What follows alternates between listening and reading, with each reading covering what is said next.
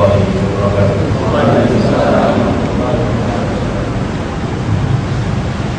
Innal hamdalillah nahmaduhu wa nasta'inuhu wa nastaghfiruhu wa nastahdihi wa natubu ilayhi wa na'udzu billahi min shururi anfusina wa min sayyiati a'malina. May yahdihillahu fala mudilla lahu wa may yudlil falan tajida lahu waliyyan murshida. Asyhadu an la ilaha illallah wa asyhadu anna Muhammadan abduhu wa rasuluh. Allahumma shalli wa sallim wa barik ala rasulika wa nabiyyika Muhammad wa ala alihi wa ashabihi wa man tabi'ahum bi ihsanin ila yaumil amma ba'd. Ya ayyuhalladzina amanu taqullaha haqqa tuqatih wa la tamutunna illa wa antum muslimun. Fa inna asdaqal hadithi kitabullah wa khairul hadi nabiyyina Muhammad sallallahu alaihi wasallam wa syarrul umuri muhdatsatuha fa inna kulla bid'atin dhalalah wa kulla dhalalatin finnar. Qanidin rahimani wa rahimakumullah. Tentu yang pertama kali akan kita sampaikan, yang kita ucapkan adalah syukur kita kepada Allah Subhanahu wa taala. Pujian kepada Allah Subhanahu wa taala atas karunia besar yang Allah berikan kepada kita, atas nikmat besar yang Allah anugerahkan kepada kita. Itu nikmat di antaranya kita untuk kembali berjumpa dengan satu musim dari musim-musim kebaikan yang Allah berikan kepada umat Islam. Maka dari kita seharusnya kita bergembira dengan karunia indah, seharusnya kita senang dengan karunia indah, seharusnya kita terus memuji Allah Subhanahu wa taala, di mana kita diberikan karunia hidayah, diberikan karunia nikmat, berjumpa kembali dengan satu musim di mana Allah Subhanahu wa taala mencurahkan segala rahmatnya di musim tersebut. Allah berfirman, qul bi fadlillahi wa rahmatihi fa bidzalika falyafrahu dzalika khairun mimma yajma'un huwa khairun mimma yajma'un. Katakan wahai Muhammad, maka hanya dengan karunia Allah, dengan rahmat Allah lah sahaja hendaknya kita gembira. Seorang muslim itu seharusnya gembiranya, sukanya, senangnya adalah ketika mendapatkan karunia dan rahmat Allah Subhanahu wa taala, hidayah Allah. Bi fadlillahi wa bi rahmatihi fa bidzalika falyafrahu. Hendaknya dengan itu kita gembira, karena hidayah dan rahmat itu adalah lebih baik dari apa yang kita kumpulkan dari dunia selama ini. Jemaah sekalian yang dirahmati Allah Subhanahu wa taala, insyaallah dalam beberapa menit ke depan kita bersama-sama mengkaji, bersama-sama menambah keimanan kita. Yang akan disampaikan dalam kesempatan sore ini adalah tentang maqasid asy-syariah fi siyam, tentang maksud-maksud syariat dalam pensyariatan saum, tujuan syariat di dalam pensyariatan ibadah saum yang harus menjadi prinsip pertama dan harus dipegang oleh setiap muslim adalah bahwa di saat Allah Subhanahu wa taala mentakdir memberikan beban ibadah, apapun bentuknya ibadah, Allah Subhanahu wa taala yukallifu bil ibadah. Allah Subhanahu wa taala membebani kita dengan ibadah. Maka yang harus menjadi prinsip kita, harus dipegang oleh kita adalah bahwa Allah di saat memerintahkan suatu ibadah, membebankan suatu ibadah di atas pundak kita, maka laisa ajrul isqam alaihi. Itu yang harus dipegang, bahwa ibadah yang Allah tugaskan kepada kita bukan karena Allah ingin memberatkan umatnya, bukan karena Allah ingin menyusahkan umatnya, bukan karena Allah subhanahu wa ta'ala ingin mempersulit umatnya dengan ibadah tersebut. Ini prinsip pas sekalian dasar yang harus dipegang. Apapun jenisnya ibadah, mau ibadah badannya, ibadah naliyah, ibadah qalbiyah, maka Allah subhanahu wa ta'ala di saat menugaskan ibadah itu kepada kita bukan karena Allah menginginkan kesulitan bagi kita. Laisa bin ajli al-isqam, bukan karena Allah ingin kita itu berat, bukan karena Allah ingin kita itu terasa sedih, bukan Allah ingin kita merasa susah ini. Satu. Yang kedua, juga bukan karena sekedar, bukan hanya sekedar kita melaksanakan sudah selesai. Jadi ibadah yang Allah perintahkan bukan sekedar sudah yang penting dikerjakan, ada iktikad, ada pelaksanaan sudah, bukan. Oleh karena itu, Bapak sekalian, kalau kita mengkaji tentang masalah takdir, ada pembahasan di mana tidak boleh atau tidak diterima seorang manusia itu di saat meninggalkan kewajiban atau di saat dia mengerjakan larangan, lalu yang menjadi argumentasi adalah ini kan sudah takdirnya. Ada orang tidak saum, kemudian ditanya kenapa dia saum, ya Allah mentakdirkan saya tidak saum, maka saya tidak saum.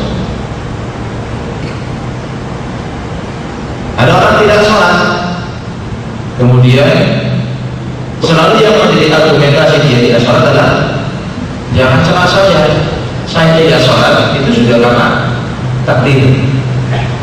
Argumentasi seperti ini tidak akan diterima Allah subhanahu wa ta'ala, akan ditolak. Kenapa? Karena tadi Allah ketika membebankan suatu ibadah bukan untuk menyulitkan manusia. Semua ibadah itu adalah dalam makhluk al-insan, dalam kemampuan manusia. Allah sudah mengukur bahwa manusia itu mampu melaksanakan ibadah ini, sehingga menyatakan la yukallifullahu nafsan apa? Illa wus'aha. Allah tidak akan membebankan suatu jiwa kecuali apa yang jiwa itu mampu. Di saat ternyata jiwa itu merasa tidak mampu, berat, Allah berikan jalan keluar. Yuridullahu bikumul yusra wa la yuridu bikumul usra. Allah menghendaki kemudahan untuk kalian, dan Allah tidak menghendaki yang sulit. Anda tidak bisa puasa, memang tidak bisa puasa. Kenapa? Saya orang yang sudah tua. Anda tidak bisa puasa, tidak bisa puasa. Kenapa? Saya sakit. Kata dokter, kalau saya sahur bukan tambah sembuh, tambah parah sakit saya. Kalau katakan yuridullahu bikumul yusra wa la yuridu bikumul usra, Allah menghendaki kemudahan untuk kalian dan tidak menghendaki kesulitan. Silakan. Famakana minkum maridun aw ala safarin, apa ayatnya? Fa iddatu min ajrin muqarrab. Anda ternyata sakit atau Anda ada safar, silakan, dan diganti di hari yang lain.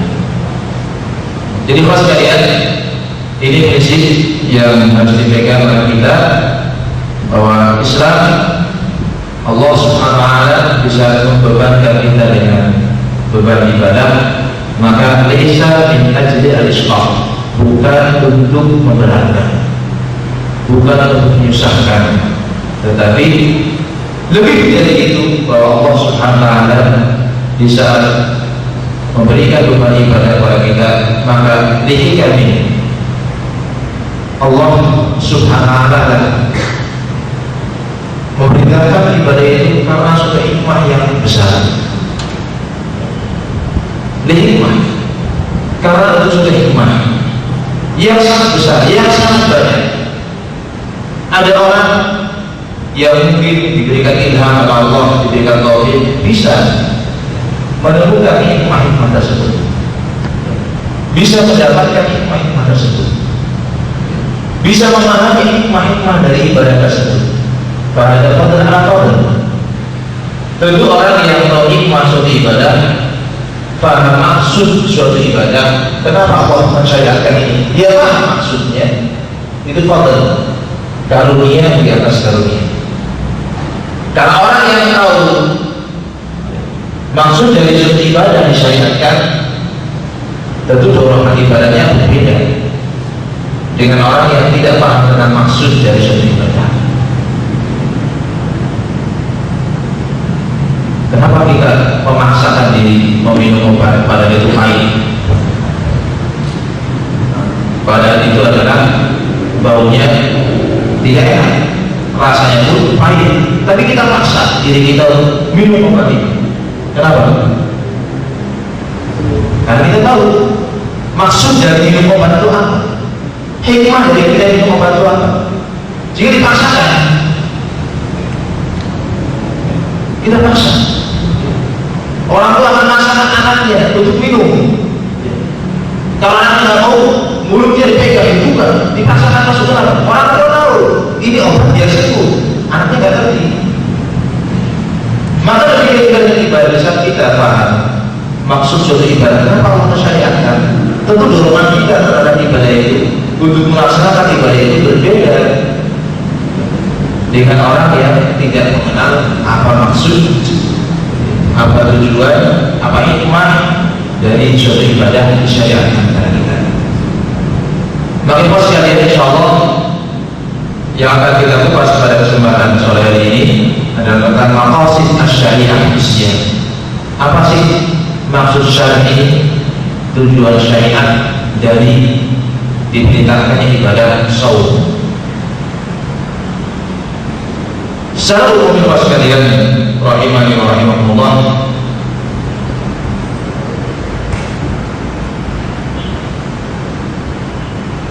bahwa ibadah yang Allah syariatkan, agama yang Allah turunkan kepada Muhammad SAW dengan berbagai macam syarat ibadah, maka secara umum semua ibadah itu sebenarnya tujuannya adalah untuk 5 tujuan besar, 5 maksud syariat yang besar. Jadi ada 5 maksud syariat yang besar yang sering disebut dengan ad-daruriyatul khams, 5 hal yang primer. Itu ikuti ibadah yang disyariatkan karena untuk menjaga agama, hifdzuddin, supaya agama yang terjaga. Kenapa ada syariat? Di antara maksudnya kan selain hifdzuddin, menjaga agama, ada hifdzun nafs, untuk menjaga jiwa. Allah turunkan syariat, apa tujuannya? Supaya jiwa manusia itu terjaga, terpelihara.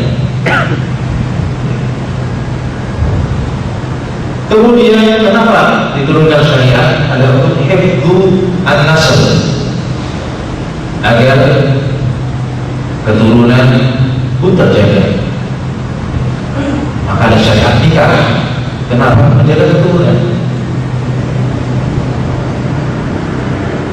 Ada hifdzul mal, bahwa syariat itu diturunkan Allah Subhanahu wa Ta'ala adalah untuk hifdzul mal, supaya harta manusia itu terjaga, sehingga harta itu layak dulu datang dari mungkin baiknya itu tidak kemudian hanya berputar di antara orang kaya saja. Maka ada syariat zakat, ada syariat sedekah, infak, Ya. Supaya perang. Itu diantara tujuan syariat.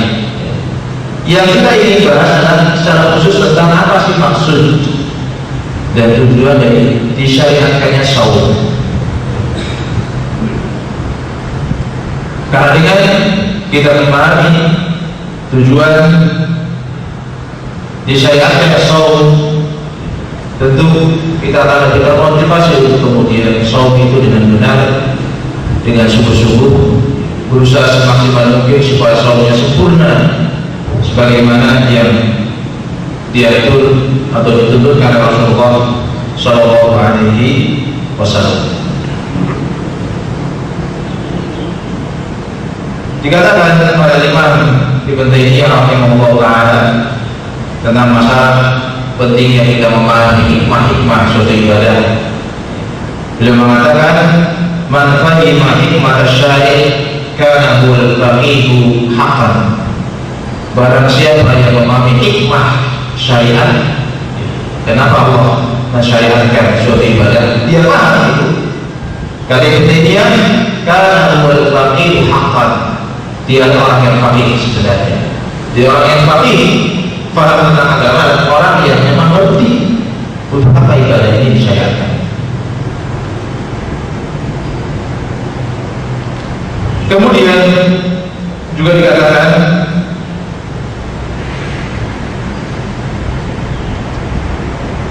tentang pentingnya memahami hikmah tersebut.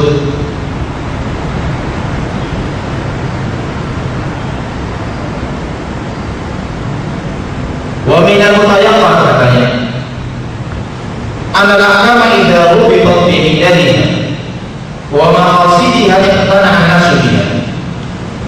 Bahwa hukum-hukum itu di saat diikat dengan ilah-ilahnya, sebab-sebabnya, kenapa hukum itu ada, dan hukum itu diikat dengan maksud-maksudnya, iqtana'a an-nas, maka manusia akan puas, akan tenang. Wa kana lahu dawrun kabir fi taqdiyatiha 'ala al-wajhi al-la'iq. Di saat dia paham tentang ilah, sebab kenapa ibadah ini ada, maksud ibadah ini kerjakan, dia paham itu, maka itu memiliki pengaruh yang besar, jauh lebih punya peran yang sangat besar untuk seorang bisa mengerjakan ibadah itu dengan cara yang paling baik. Fa inna katsiran minan nas yaltazimuna al-ibadah ba'da annahum qad yaqiduna ruhaha wa ma'aniha wa la'alla min asbabiha hiya dhabtu ilmihi bi maqasidiha. Kebanyakan manusia, banyak orang yang konsisten melakukan ibadah, sholat dia sholat, tidak tertinggal dari sholat itu, saum dia ikut saum, tarawih dia ikut tarawih. Tapi saya mungkin sebagai kesalahan ini apa sih maksud dari dia sholat ini? Hikmah dari dia sholat itu apa? Dia paham. Hikmah dari dia saum dia tidak paham. Sehingga secara sholat yang dikerjakan tidak ada rukunnya. Bentuknya ada rukun, ada sujud, ada takbir, tapi rukunnya tidak ada. Sehingga selalu yang diperdebatkan itu adalah sampai sekarang jumlah rakaat saja diperdebatkan. Ini 11, ini 20, ini. Tadi tidak pernah memperdebatkan tentang apa rukun dalam sholat itu. Sehingga sebagai kita untuk mencari mana masjid yang paling cepat. Ya, yang dicari mana masjid yang paling cepat selesainya. Bukan mana masjid yang paling bisa kita mengumatinya di situ, bisa menjaga sholat kita dengan baik.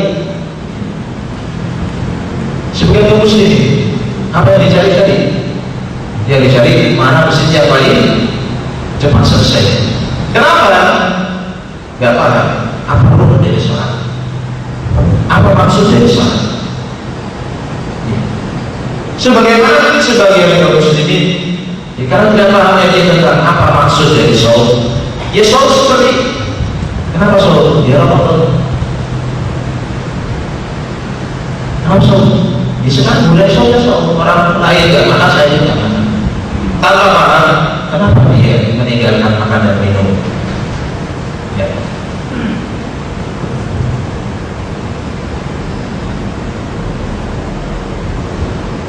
Kemudian sekalian, yang terakhir sebelum kita masuk kepada maqasid as-shaum, apakah kita harus mencari tahu maksud hikmah dari suatu ibadah? Jawabannya iya, kita cari. Kita cari. Jadi pada itu kita cari maksudnya, kita cari hikmahnya. Tapi jangan kemudian berhenti di saat kita belum menemukan hikmahnya, lalu kita saya nunggu nanti sampai saya tahu apa hikmahnya baru saya akan lakukan.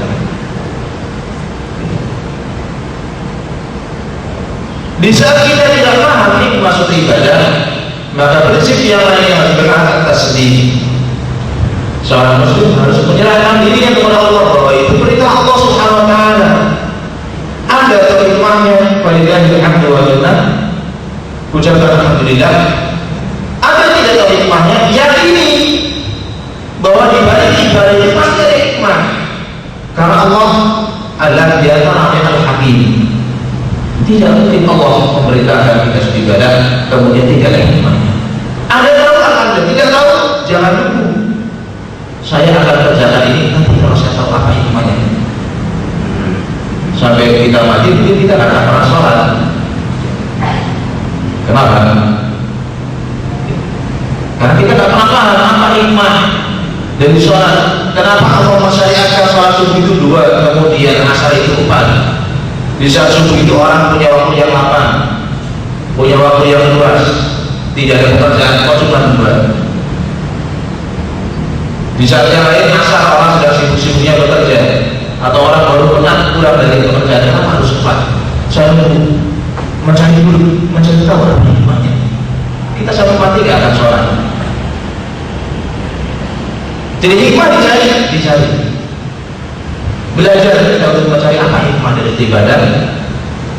Kalau tidak mendapatkan, kita taslim kepada Allah, serahkan kepada Allah bahwa itu adalah perintah agama yang kita termasuk prinsip kita as-sam'u wa ta'ah. Kita dengar, kita taat, dan kita yakin pasti di balik ibadah itu adalah ada hikmah yang Allah inginkan. Ikhlas sekalian, kaum muslimin rahimani wa rahimakumullah, ada 5 atau 6 hikmah umum dalam mensyariatkan saum, baik saum wajib Ramadan ataupun saum nawafil ataupun saum-saum yang sunnah. Maka Allah Subhanahu wa taala menginginkan bahwa dengan saum itu ada maksud yang kita dapat, ada hikmah yang kita dapat. Paling tidak ada 6, bisa lebih, karena apa yang manusia tahu tentang hikmah itu sedikit. Banyak hikmah yang kita tidak pernah mengetahuinya. Jadi kalau kita sebutkan 6, itu bukan batasan bahwa hikmah saum itu 6.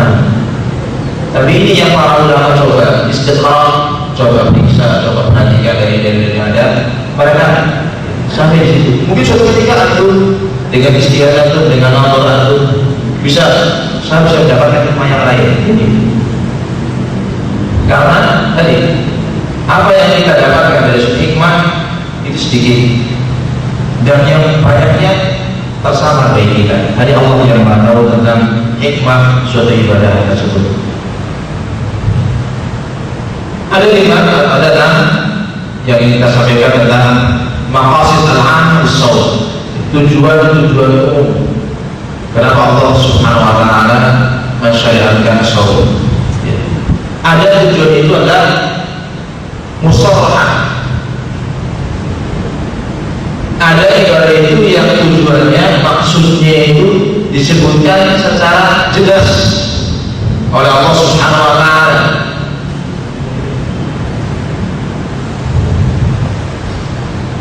Bahwa ilah sebab dari ibadah itu ada disebutkan oleh Allah.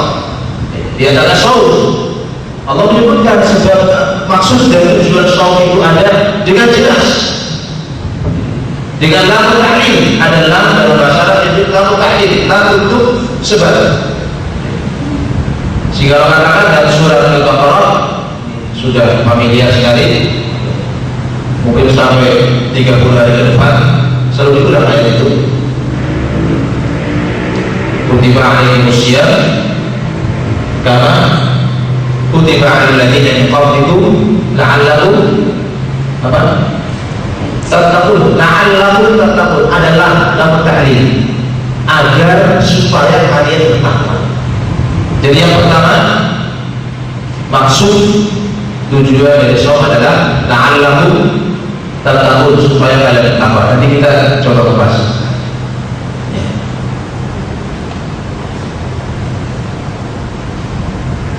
Ada satu faedah yang saya dapatkan dari seorang ustaz cukup menarik ketika kita berbicara ayat ya ayyuhalladzina amanu kutiba alaikumus syiyam. Ayat yang redaksi kutiba dituliskan, diwajibkan atas kalian, itu bukan hanya dalam ayat saum.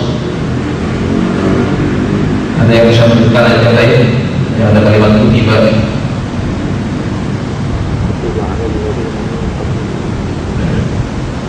Di antara ayat yang dengan redaksi mirip dengan ayat saum, yaitu ada kalimat kutibanya adalah ayat tentang jihad. Kutiba alaihimul qitalu wa huwa kurhun lakum, diwajibkan atas kalian berperang meskipun perang sebenarnya dibenci kalian. Juga ayat yang lain tentang ayat qisas. Ayat qisas. Allah berfirman, ya ayyuhalladzina amanu kutiba alaihimul qisasu fil qatl. Semuanya di dalam surat Al-Baqarah. Diwajibkan atas kalian al-qisas, diwajibkan qisas dalam pembunuhan. Jadi yang bunuh ada dibunuh. Faedah yang saya ingin sampaikan adalah penerimaan kita terhadap ayat ini sama kan? Kutiba alaikumus syiyam dengan kutiba alaikul qisas, kutiba alaikumul qital. Antum terimanya sama kan? Atau beda? Ini kritikan buat kita seluruhnya. Kita dalam menerima kutiba alaikumus syiyam luar biasa. Ya kan? Ada ayat kutiba alaikumus syiyam, antum terima luar biasa. Kenapa? Banyak di sini yang antum pikirkan, THR. Dan kutiba alaikumus syiyam hubungannya dengan berarti ada THR ya. Pulang kampung, saum itu dengan berbagai macam hidangannya. Kita terima ayat ini, kutiba alaikumus syiyam, siap saya berpuasa. Coba ditawar kutiba alaihimul qisas fil qatl, diwajibkan atas kalian qisas dalam pembunuhan. Sebagai kaum muslim ini berat, yang kutiba ini berat bagi saya. Berat kan? Padahal sama ayatnya, sama-sama kutiba, tapi yang ini penerimaannya 100%, yang ini nanti tunggu dulu. Ini faedah buat sekalian. Jadi penerimaan kita dengan seluruh ayat harusnya sama. Ya. Kembali bahwa Allah Subhanahu wa taala menginginkan dengan saum itu, maksud yang pertama adalah la'allakum tattaqun. Jelas tujuannya disebutkan secara jelas, la'allakum tattaqun. Sebagaimana pensyariatan yang lain, Allah pun menyebutkan secara jelas kenapa syariat ini ada. Allah katakan walakum fil qisasi hayatun. Kenapa ada syariat qisas?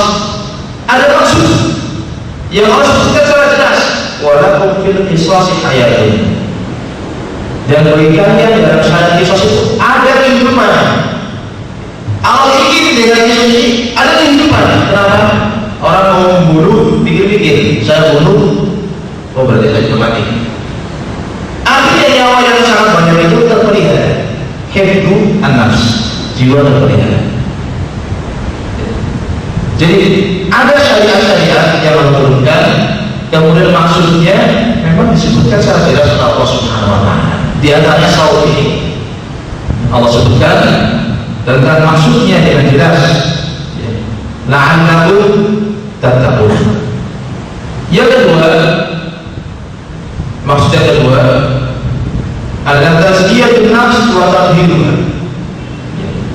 Dengan saum ini Allah ingin bahwa manusia itu adalah jiwanya menjadi bersih, jadi suci, untuk membersihkan dan mensucikan jiwa kita. Kemudian yang ketiga, Allah menginginkan dengan saum ini adalah id'am dawa'i asyar, untuk melemahkan keinginan-keinginan buruk, dorongan-dorongan buruk yang ada dalam diri kita dilemahkan. Dengan apa? Dengan saum. Yang keempat, apa maksud dari kita saum? Dari persyaratan saum ini Allah inginkan dengan saum tersebut tathhirun nafs minal akhlaq al-radiyah. Allah menginginkan bahwa kita bisa membersihkan jiwa ini dari akhlak-akhlak yang tercela. Diharapkan dengan saum ini orang terdidik untuk bisa jauh dari akhlak yang tercela. Yang kelima,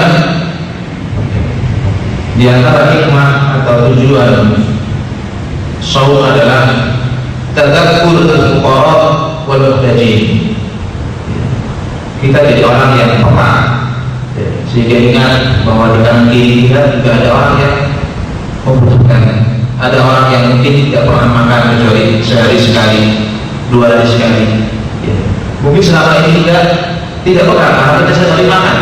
Tapi Allah ingin dengan kita sedikit merasakan lapar. Kita ingat, oh di sana juga ada saudara-saudara kita yang membutuhkan makan. Yang terakhir, sekalian, adalah hifdzu as-sihah, bahwa Allah inginkan dengan saum ini hifdzu as-sihah, ingin kita terjaga kesehatan. Ini beberapa maksud syariat dalam ibadah saum. Kita akan mulai dengan yang pertama, bahwa Allah Subhanahu wa taala menginginkan dengan saum kita tahqiq takwa. Ingin supaya ketakwaan itu bisa orang terlatih, terdidik menjadi orang-orang yang bertakwa.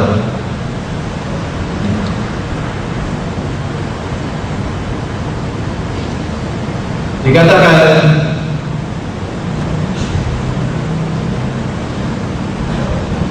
oleh Ibnu Qayyim rahimahullah taala dan Zaidul Ma'ad tentang masalah takwa, kaitannya dengan saum ini adalah fahuwa ijabul muttaqin. Saum itu adalah ijabul muttaqin, menjadi paling kekalnya orang yang bertakwa.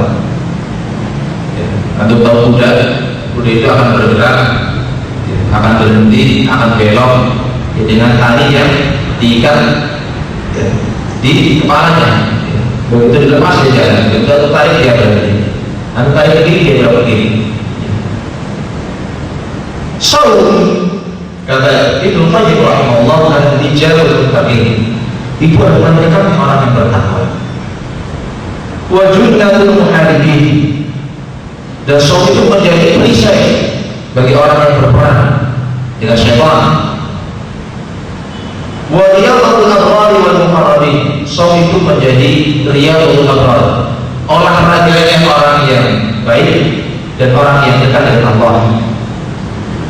wa huwa lirabbil alamin min baini sa'il amal. Dan saum itu hanya untuk Allah. Dibandingkan amalan lain, maka yang lebih adalah saum. Kenapa? Fa inna as-sha'ima la yaf'alu syai'an. Orang yang berpuasa sebenarnya tidak berbuat apapun. Yang dia lakukan apa? Meninggalkan, bukan berbuat. Meninggalkan, tidak makan, tidak minum. Dia terus syahwatnya. Dia tinggalkan keinginan syahwatnya. Dia tinggalkan ta'amahu wa syarabah. Dia tinggalkan makan dan minumnya. Min ajli ma'budihi, hanya karena Allah Subhanahu wa ta'ala. Fa huwa taraka mahbubat nafs. Dia mampu meninggalkan apa yang dicintai jiwanya. Maka dia sudah makan, dia tinggalkan karena apa? Karena Allah. Dia tinggalkan minum karena siapa? Karena Allah. Dia tinggalkan syahwatnya karena siapa? Karena Allah. Ifharan li mahabbatillahi wa mardatihi. Hanya ingin mendahulukan cinta dia kepada Allah dan ingin mendapatkan keridhaan Allah. Wa huwa sirrun bainal 'abdi wa rabbih la yaqani 'alaihi siwa. Puasa itu adalah ibadah yang rahasia, hanya antara antum kita dengan Allah saja. Ya. Orang sangat mungkin untuk tidak tahu bahwa dia tidak saum, itu sangat mungkin. Masuk ke dalam kamar, dia makan, dia minum keluar. Ya. Ada orang yang tahu bahwa dia tidak saum, kan? Ibadah yang rahasia saum itu. Beda dengan sholat. Ada bukan sholat ya? Kau tahu? Beda di masjid. Biasanya di masjid tidak ada ketahuan. Haji ketahuan. Orang yang haji tidak haji. Apalagi sekarang harus umur 17 tahun. Kamu sudah haji sudah kapan? Habis kemarin. Perasaan belum pernah datang. Haji di mana? Ketahuan. Tapi saum. Ya. Makanya ada seorang alim, seorang ulama, 40 tahun puasa, istrinya Arabi. 40 tahun berpuasa sunnah, sampai istrinya sendiri tidak ngerti kalau dia puasa. Kenapa? Dia berangkat pagi bekerja, dibekali oleh istrinya sarapan, dibawa, ya. Sarapan dia bawa. Kalau hanya di mana dia saum, sampai di luar, disedekahkan anak-anak itu orang. Pulang sore hari, maghrib, makan seperti biasa. Disediakan makan malam, dia iftar. Di hari yang lain saat dia tidak saum, sama di negara istrinya makanan pagi, dia makan. Dia bawa pulang, dia makan. Sorenya pulang. Jadi nggak ada bedanya. Jika selama 40 tahun, istrinya nggak tahu apakah dia saum tidak. Dia puasa 40 tahun kan, istrinya sendiri nggak tahu. Kenapa? Itu antara dengan Allah. Kalau bukan karena dorongan takwa, ya. Kalau bukan karena dorongan takwa, orang masuk kamar makan, keluar dari tahu. Orang masuk kamar minum, pura-pura wudu, ya. Sambil berkumpul, ya. Bukan sambil main, sambil berkumpul-kumpul, disisakan sedikit. Tapi kalau bukan, tapi kalau orang itu bertakwa, hatta tidak ada orang yang tahu pun dia berat untuk kemudian makan, dia berat untuk kemudian minum.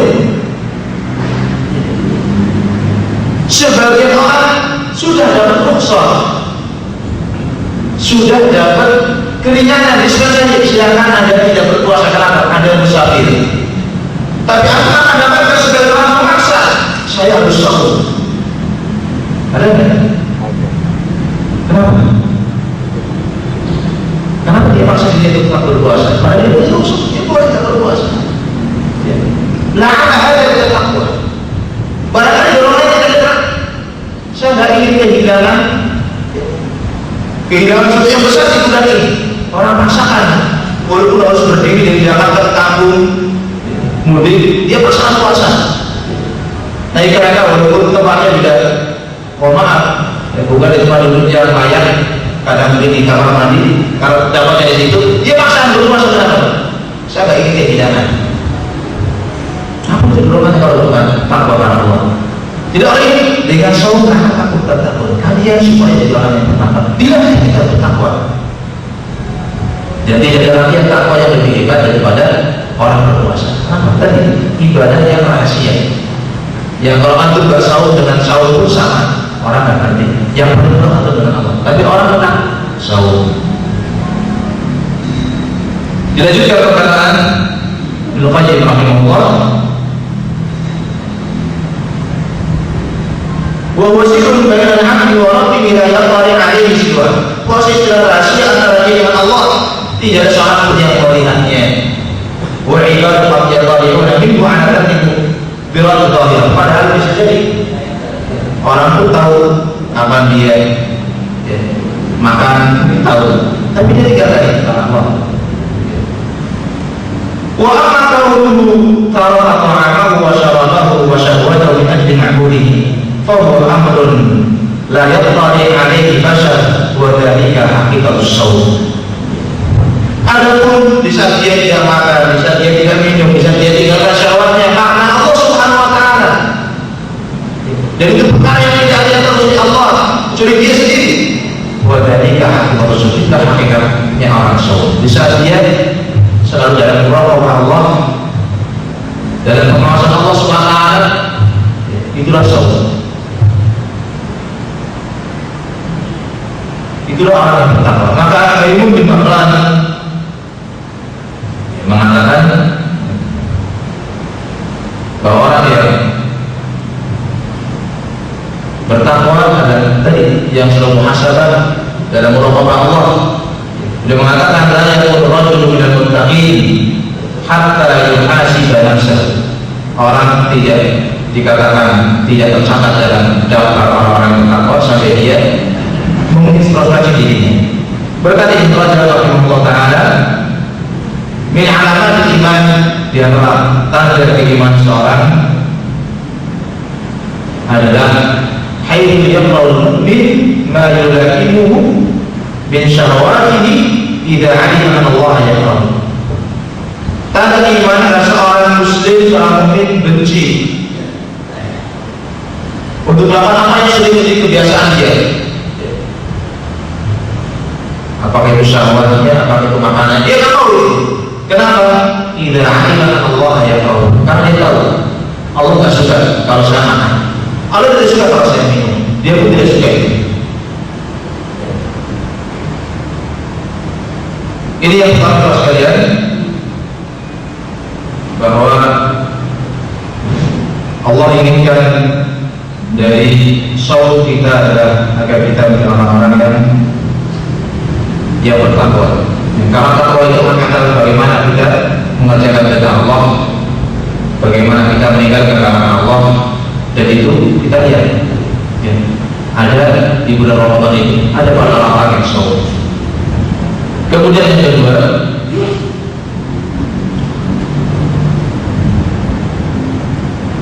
di antara maksud dan tujuan dari saum kita adalah tazkiyatun nafs wa tathiruha. Ya, Allah inginkan ya, bahwa jiwa kita menjadi jiwa yang bersih, menjadi jiwa yang suci. Ya. Apalagi tidak ada seorang manusia pun, tidak ada seorang anak Adam pun, kecuali dia pasti ya, pernah berbuat salah, pernah berbuat dosa. Maka Allah inginkan untuk hamba ini, dan Allah Arhamur Rahimin, Allah dan yang Maha Kasih dan Maha Sayang dalam hambanya. Di saat hamba itu adalah di antara yang mesti berbuat dosa, Allah tidak ingin dia terus dan berbuat dosa. Maka Allah berikan pintu-pintu kebaikan, jalan-jalan keluar dari dosa itu, di antara saum. Sehingga di antara keutamaan yang didapat orang saum adalah Rasul mengatakan as-salawatul khamsu wal jumu'ah ila jumu'ah wa Ramadan ila Ramadan kafaratun lima bainahum. Salat yang 5 waktu satu Jumat ke Jumat berikutnya, satu Ramadan ke Ramadan berikutnya, kafarah sebagai penghapus kesalahan kita. Allah inginkan manusia dengan saumnya adalah bersih. Dari Ramadan kemarin sampai Ramadan sekarang mungkin banyak kesalahan yang kita lakukan, banyak dosa yang kita kerjakan. Allah inginkan agar kita jadi manusia yang bersih. Kafaratun lima bainahum. Saum itu menjadi kafarah bagi dosa-dosa tersebut. Tapi ingat, jangan sampai di situ saja hadisnya. Tidak situ tiba terkabair. Yang di saat dosa-dosa yang besar bisa kita tinggalkan. Jadi pas kalian Allah inginkan dengan saum ini adalah orang mentazkiyah dirinya, mensucikan dirinya. Maka barang siapa yang saumnya iman, barang siapa yang saumnya karena iktisab, yang mengharapkan rahmat Allah, para Allah, itulah yang akan mendapatkan ampunan dari Allah Subhanahu wa Ta'ala. Berkata Ibnu Majid rahimahullah ta'ala, wa as-sawmi kathirun ajibun fi hifdzil jawarih adh-dhahirah. Saum itu punya pengaruh yang hebat, yang luar biasa dalam menjaga anggota badan kita ini untuk tidak terjatuh pada dosa. Saum punya pengaruh yang hebat dalam menjaga anggota tubuh kita. Walaupun batinah, puasa juga punya kekuatan batin. Wa himayatu an takhlidil jamilah al-mawad al-fasidah, dan punya tameng penghalang supaya manusia tidak kemudian terjatuh dalam perkara-perkara yang rusak. Alladzi idza stawlat 'alaihi afsadatha, yang kalau pengaruh-pengaruh yang bisa ini menguasainya, tentu dia akan rusak. Wastifradul mawad ar-radi'ah al-mani'ah la min sihhatiha, dan saum punya pengaruh yang hebat untuk mengeluarkan, menghilangkan segala hal-hal yang buruk dalam jiwa kita, sehingga itu menjadi orang yang sehat. Fasawmu yahfadhu 'ala al-qalbi wal jawarih, maka puasa akan menjaga hati dan menjaga anggota tubuh. Sihatan, dijaga kesehatannya. Wa yu'idu ilaiha masnawatu ayyi syahwat, dan akan mengembalikan kepada jiwa kita apa yang pernah dikuasai oleh syahwat-syahwat kita. Bahwa tidaklah manusia itu berbuat salah, berbuat dosa kecuali karena dorongan syaitan. Dan Rasul mengatakan, inna syaitana yajri ala bani Adam majratan. Syaitan itu berjalan dalam tubuh manusia bersama berjalannya apa? Darah. Syaitan itu adalah berjalan dalam tubuh manusia majratan, melalui aliran darah. Maka di saat aliran darah ini kita persempit dengan saum, syaitan berangkanya tidak sebebas ketika manusia itu kenyang. Ditambah, apalagi sudah dijamin oleh Rasulullah SAW bahwa maradatus syayatin, setan-setan yang jahat yang pentolannya sudah diikat, yang rojonya masih ada. Maka di saat orang saum, keinginan, kehendak untuk berbuat dosa itu sedikit, kecil. Kenapa? Aliran darahnya dipersempit sehingga syaitan tidak luas untuk masuk. Ya, ada tambahan hadis walaupun ini secara lafaz, secara sanad lemah. Inna syaitana yajri min Adam majratan, syaitan itu berjalan dalam darah manusia, dalam tubuh manusia bersama berjalannya ada darah. Fadhayyukum majri saum, maka persempitlah jalan syaitan itu dengan puasa. Tambahan ini tidak benar, tapi maknanya bagus. Ya. Kata para ulama mengomentari hadis ini, Inna tadyiqa alaihi yakun bitadyiqi majalihi jur. Memimpin, mempersempit jalan syaitan itu dengan cara kita berpuasa, dengan cara kita tidak makan. Itu saum kita berpuasa. Fal-juru yasiru syahwat, maka dengan orang lapar itu syahwat itu akan pecah. Wa wajah syahwat syaitan. Kemudian dengan orang lapar itu adalah tadi jalan darah syaitan itu, jalan darah yang dari syaitan itu jadi di sini. Oleh karena itu, ketika syahwat itu tinggi bagi seorang pemuda, ketika syahwat itu tinggi bagi orang yang muda, apa saja itu kalau Rasulullah SAW untuk memasangkan syahwat tadi, untuk meredukan syahwat tadi, apa? Saum. Manislah kurban pada zawaj. Yang mampu silakan berpuasa, silakan menikah. Yang tidak mampu, apa? Beralih pisau pada yang sudah ujian. Tidak dia puasa karena itu menjadi tameng bagi dia. Ya.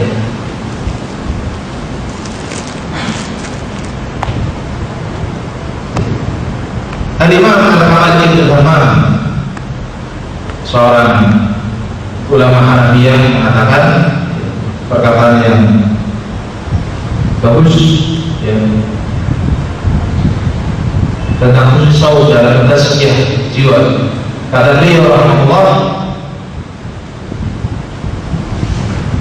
ana sauma yusafir nafsa, puasa itu adalah menenangkan jiwa. Al-amar su, jiwa yang suka mengajak kepada keburukan. Wa yaksir saunataha bil fuduli muta'alliqa bi jami'i jawarihil ain wal lisan wal udhun wal farj. Kemudian menghancurkan segala apa yang berlebih yang berhubungan dengan anggota badan kita, dari mata kita, lisan kita, telinga kita, farj kita. Walidhalika kata beliau, maka sering ada orang mengatakan idza ja'at nafsu syabi'at jami'ul aqdar. Kalau jiwa ini lapar, maka seluruh anggota badan sebenarnya akan jadi kenyang. Wa idza syabi'at ja'at kullah. Tapi kalau jiwa ini adalah kenyang, maka seluruhnya akan lapar. Kalau perut ini kenyang, maka tangan ini akan berbuat apa saja. Lapar, ya. Mulut pun akan berbicara apa saja, mata memandang apa yang dia inginkan ya. Tapi yang tidak saum terjaga pada mata kita, bisa kita akan kita jaga. Kenapa? Kita sedang saum ya. Kita sedang saum dipercepat ya, karena waktu.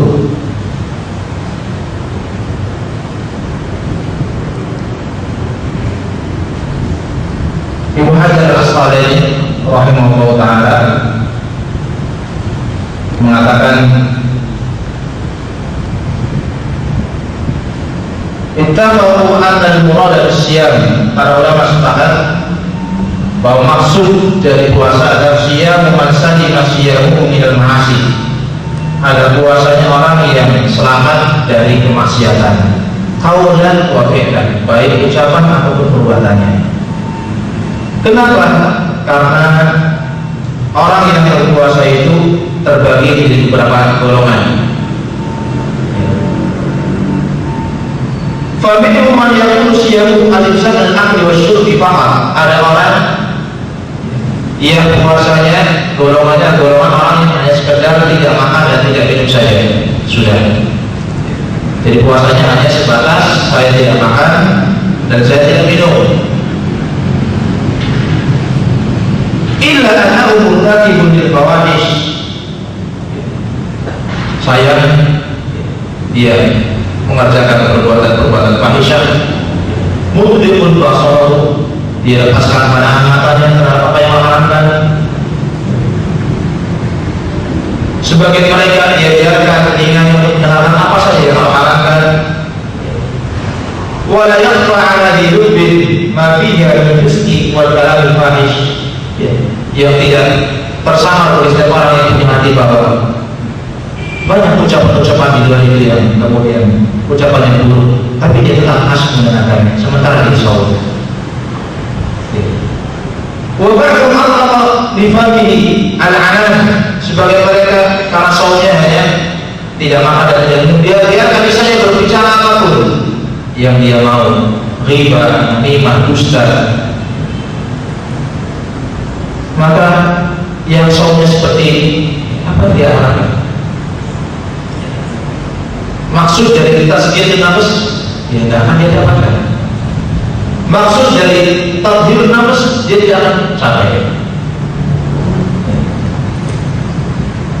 Yang ketiga, maksud dari saum yang ketiga,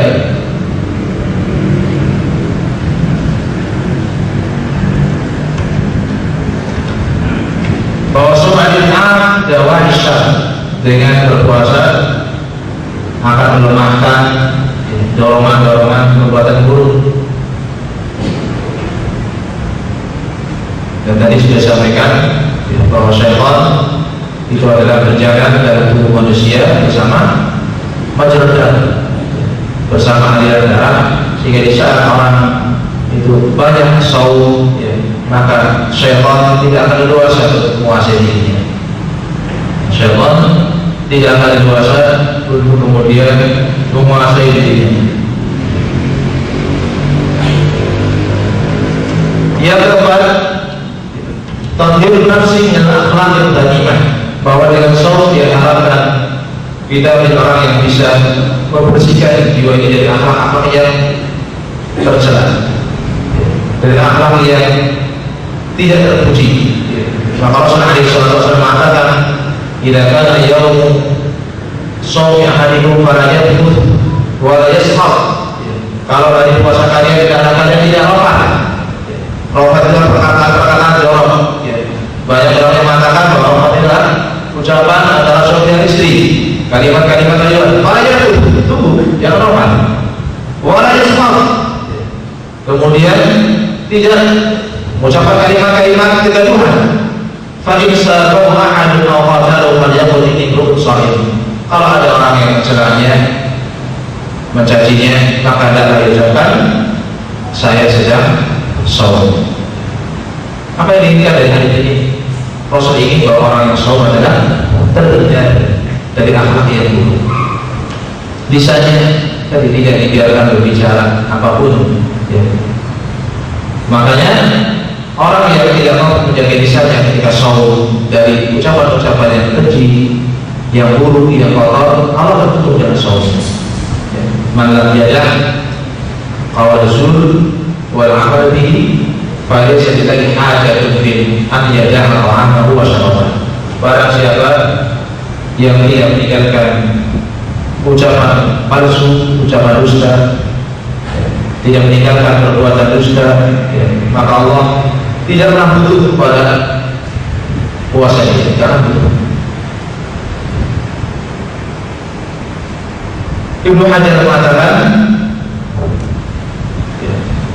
tentang hadis man lam yada' qawl zur, kata beliau, qala Ibnu Arabi muqtada hadzal hadis anna man fa'ala ma dzukir, barang siapa yang tetap mengerjakan apa yang disebutkan, dia puasa dia juga riba, dia puasa juga dia dusta, dia puasa dia juga namimah, anna man fa'ala ma dzukir la yunqu 'ala siyamihi, maka puasanya tidak mendapatkan pahala. Wa ma'nahu anna tawasiyam la yaqumu fil muwajalah fi idzur. Maknanya bahwa pahala yang akan dia dapat dari saumnya tidak mampu mengalahkan, tidak sebanding dengan dosa dari perbuatan dia mengucapkan kalimat-kalimat dusta tadi. Walaysa maksud, Al-Baitu mengatakan bukan maksudnya min syari'ati shaum nafsul ju'i wal 'atas. Bukan maksud dari saum adalah sekedar orang tidak makan, sekedar orang haus, bal ma yatba'u min kaffi syahwat. Tetapi yang diinginkan dari puasa adalah orang bisa memecahkan syahwatnya, wa tadhi nafsi, menundukkan jiwanya, untuk kemudian tadi apa yang buruk dia kalahkan, untuk kemudian dia tidak mengerjakannya. Yang kelima, tadzakkuru al-fuqara wal muhtajin. Allah inginkan dengan saum kita adalah kita jadi orang yang ringan, punya empati, perasaan kita kemudian terbangun untuk melihat bahwa di sana ada orang yang juga fuqara dan butuh. Diriwayatkan bahwa Yusuf alaihissalam, Yusuf ini adalah orang yang nabi yang dia di tangannya ada berpelihara harta. Dan diriwayatkan karena yashba'u min ta'amin fi sinil qahti. Yusuf tidak mau kenyang di musim-musim pasaklik. Alladzi asaba Misr, yang melanda Mesir saat itu.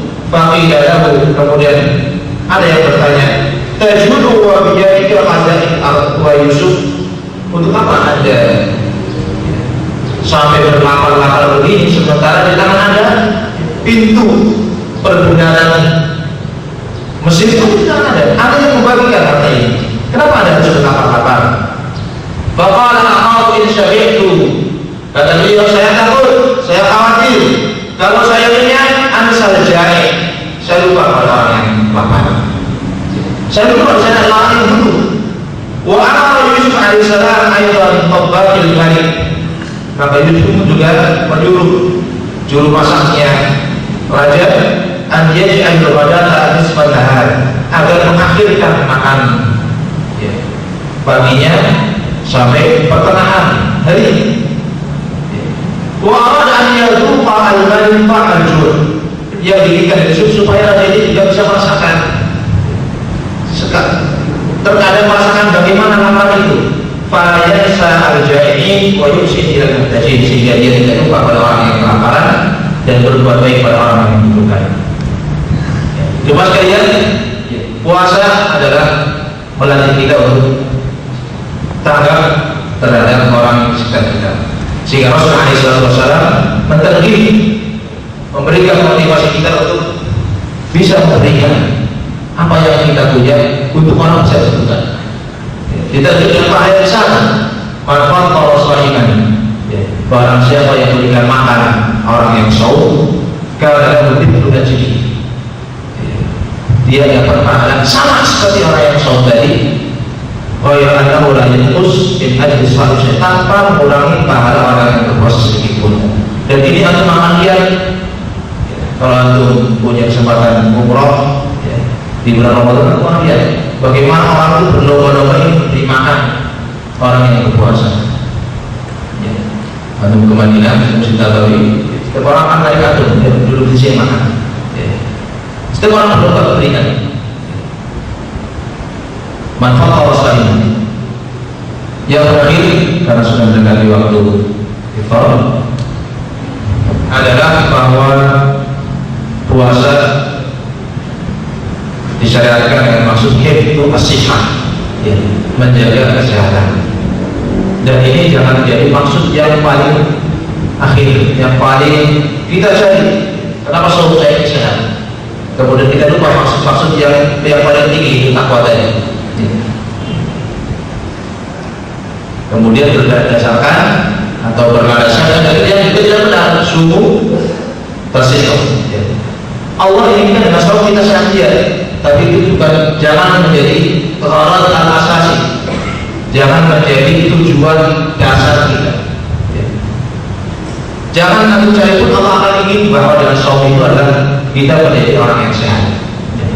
Kita bacakan sedikit pernyataan beberapa dokter tentang, diantaranya Al-Harith bin Kaldan, dokter di Arab, mengatakan al-ma'idatu baitun dan, bahwa lambung itu adalah sumbernya penyakit, rumahnya penyakit itu ada di lambung.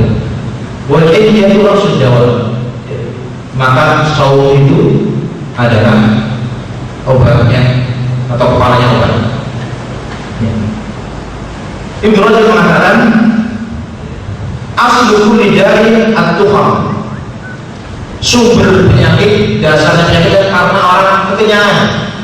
Kalau orang kenyang terlebih makan, kalau orang itu aslu kulli da'i al-burdah, sebagaimana sebagian mereka mengatakan bahwa obat itu ada pada di saat orang lambungnya itu akan dingin, itu adalah obat. Maka di antara penyakit yang bisa disembuhkan ya, dengan saum adalah ilal ittiba' kemudian terhijab, bahwa saum bisa mengobati ya, orang yang punya asam lambung yang tinggi ya, maka silakan banyak saum ya.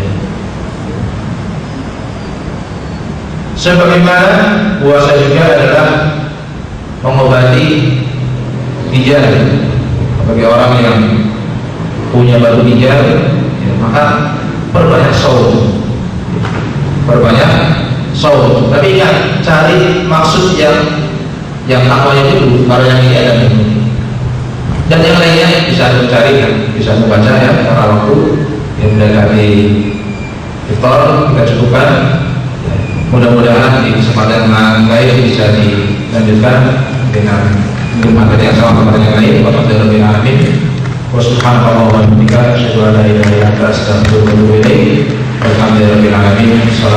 warahmatullahi wabarakatuh. Assalamualaikum warahmatullahi wabarakatuh. Bagi yang belum mendapatkan teman manis, kan teh manis masih ada, kalau sudah habis di sebelah belakang ada susu kedelai di kulkas, silakan di mati. Assalamualaikum warahmatullahi wabarakatuh.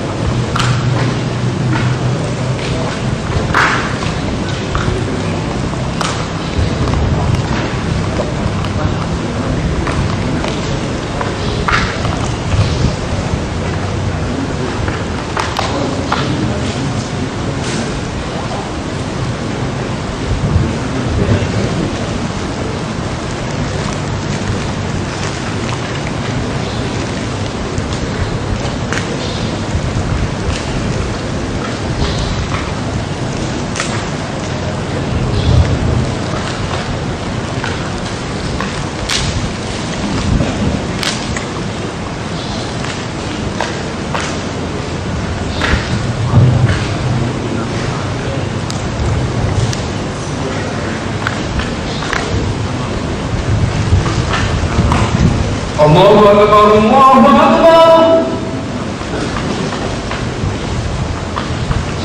Allahu